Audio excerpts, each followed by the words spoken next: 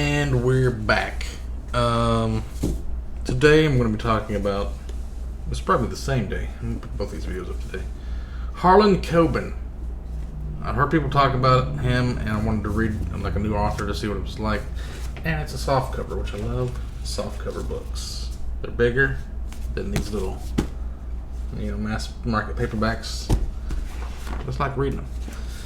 So this is like a thriller murder mystery, and 2 out of 5 stars. That's what I gave it on Goodreads. Didn't really like it. I mean, I liked it some, but I wouldn't say I would really want to read Harlan Coben again. I'd maybe try another book just to see if it gets any better. Something about the way he writes is a little bit like he was writing like text messages or YouTube comments or something, and it kind of seemed fake. Like, it didn't seem realistic to me. A lot of it seemed a little bit cliched. It felt like I was watching like a TV show that I wouldn't really like as much, like a Law and Order type. I don't know, people like Law and Order, but I don't really like, I don't know, it's hard to explain. Certain kind of thriller mystery things I like. I'm also going to do a book haul at the end of this because I'm not going to do a long review on this. But it's about a guy who, his daughter has left him. He's got 3 kids. His oldest daughter ran away, got into drugs. Somehow I got this in my lunchbox and it got wet and now it's all bulging. But he sees his daughter, or he hears that she's in the park playing a guitar. So he goes to like confront her, and she's with this guy who's like bad for her. And her drug dealer's with her, and he punches him, and then he becomes like a viral video hit on YouTube, and everybody hates him. But then it kind of blew over because of the short attention span of America. So he's like a kind of a wealthy guy too. He ends up tracking her down. Wait, what? How did he end up finding her? Yeah, it's like this other story with this detective. She's kind of like investigating these murders that are going on. And there's these hitmen. So there's a detective, and there's the father, and then there's this hitman. Kind of goes back and forth between these 3 perspectives. The hitmen seem really interesting because they're really brutal. And they're just going up and like shooting people in the back of the head and assaulting them in the middle of parking lots, and they have to cover their tracks so they kill this other kid, and it's like crazy. But you don't know why they're doing that. Like, what the fuck's going on? That's the annoying thing, is like 80% of the book, I didn't know what the hell was happening. And then about that far into it, it kind of got interesting, and it picked up the pace. Like, everything started coming together, all the pieces started to fit. And then you find out there's this cult, right? So this cult is called The Truth or something, and there's this guy called The Truth. He's kind of like God, and he has these 2 kids, the visitor and the victim. No, the visitor and the something. So he had a bunch of kids, and his 2 offspring, they're supposed to inherit his his cult when he dies. So these hitmen were killing all his old offspring because apparently he's like a cult leader. You have a lot of sex, and you have a lot of illegitimate kids. That if they started taking those 23andMe kind of things, like the Ancestry.com things. They figured out that they had a bunch of brothers and sisters. So they started going and killing them all off, because if they tried to claim his inheritance or whatever, it'd be a big issue. So, how was the daughter? Oh, the daughter's boyfriend actually was one of those kids that they murdered. And they kind of made it look like the girl did it, and this black guy is helping him. And he ends up shooting this other guy named Luther, and Luther shot the father's wife. So apparently, this is all, it's kind of weird. Like, the mother and the father, they go to like this drug den and kind of try to figure out what happened to their kid, and like who murdered her boyfriend and stuff, and try to figure out where she went. So this guy just pulls out a gun and shoots his wife. So at the end, he's like, why did I shoot her instead of you? And he realizes that his wife was involved with the cult, and that, wait, because all of her kids were his, legitimately.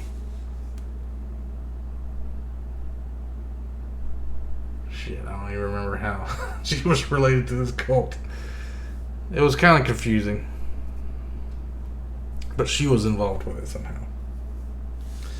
Anyway, it's worth reading. The ending was kind of like meh.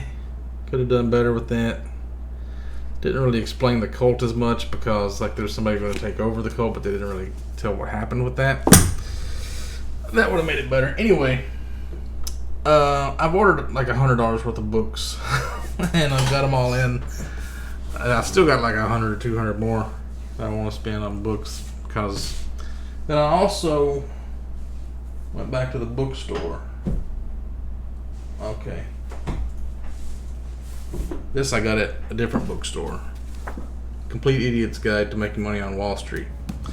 Because I just wanted something that has like a glossary of terms of like stock market stuff and learning how to do like hedge fund things. Because I got into that show Billions. I want to like learn how to do all that shit. I got that for like $2 or something. Crazy. Where should I start? Let's start with the bookstore.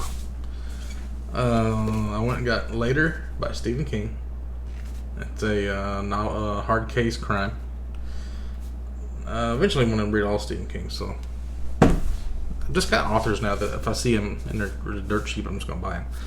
Got Michael Crichton, Andromeda Evolution. This is a sequel to the Andromeda Strain, I believe, so I need to get the Andromeda Strain. It's really got a nice plasticky feel to the cover. It's all nice and grippy. This makes like a good pistol grip material or something.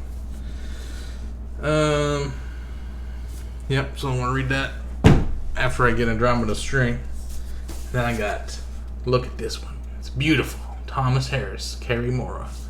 I thought this was like the 5th book in the Hannibal Lecter series, but this one's actually a standalone. But it's maybe in the same universe or something. It's about a woman. There's a dead man's gold treasure in a mansion, and she's like this caretaker, and she stays there.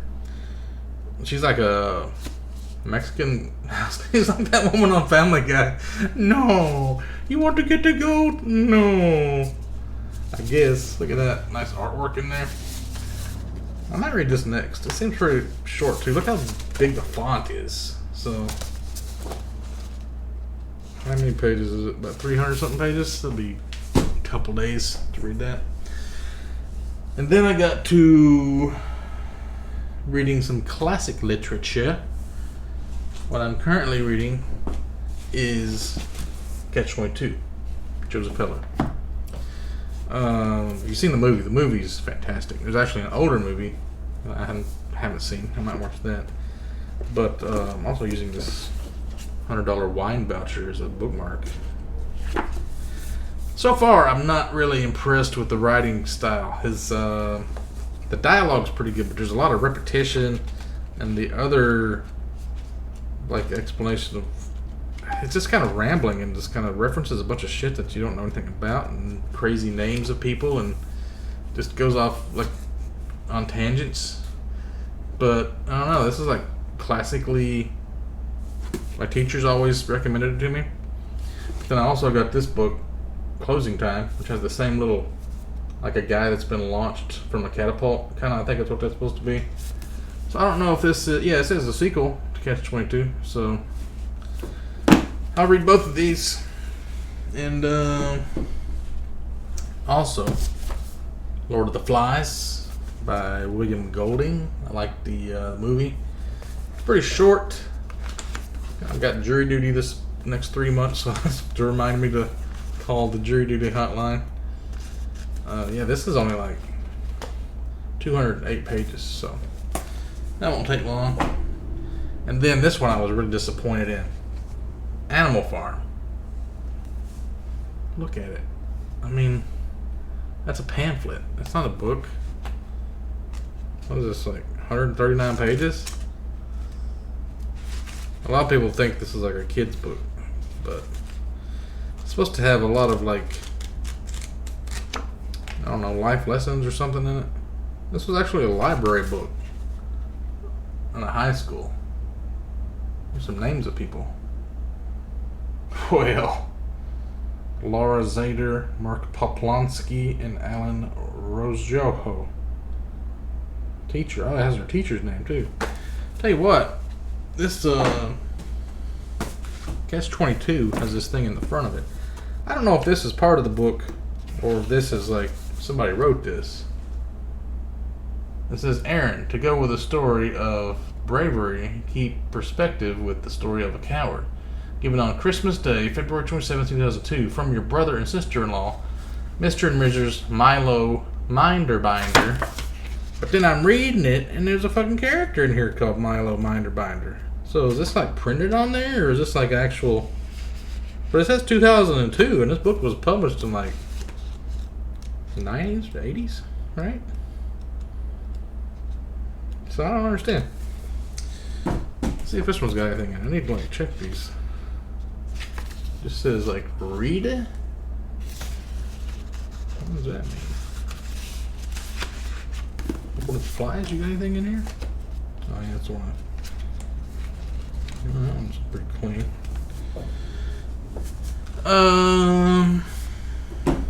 What else have we got? This one, I was kind of surprised. It made up for the shortness of the Animal Farm. Don Quixote Cervantes. Very small font. Very fucking thick. This is going to be a beast. 758 pages. But look at this artwork, though. He's got the Mexican guy sitting on a donkey. He's got the windmill. I know the term tilting at windmills comes from Quixote. Tilting, I think, is when you're in a list, right? You're jousting. So maybe he uses the windmill as a target to, like, joust at it. I don't know. I never understood what that means. I know it means do something kind of like fruitlessly or something. Like you're wasting your time tilting at windmills. So these will go back in my lunchbox. Okay. Now look at this one. Dexter. All three. Well, there's actually like 6 books now, but I got the first 3 books in one. Darkly Dreaming, Dearly Devoted, and Dexter in the Dark. So it's a thick boy. This is an omnibus. Seems really unwieldy. Stiff. I have to break it in. I like a good broken in used book. It's got blood all over it.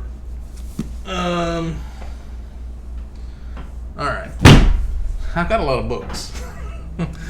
I got Battlestar Galactica. I was looking up books based on TV shows. And I was like, what TV shows have I always liked? And I started thinking about like, Stargate and Battlestar Galactica, so I thought I'll give this one a try. I don't know if it'll be good. It seems like something they would just do is kind of like extra promotion for the TV show. Like, it wouldn't be... Who's the author? Jeffrey Carver? Never heard of him. Based on the teleplay written by Ron Moore, blah, blah, blah. And then there was this old TV show called Tech War by William Shatner that I liked a long time ago. So he wrote some books. I think he wrote some non-sci-fi books too. The Shatner. Reminds me of a joke.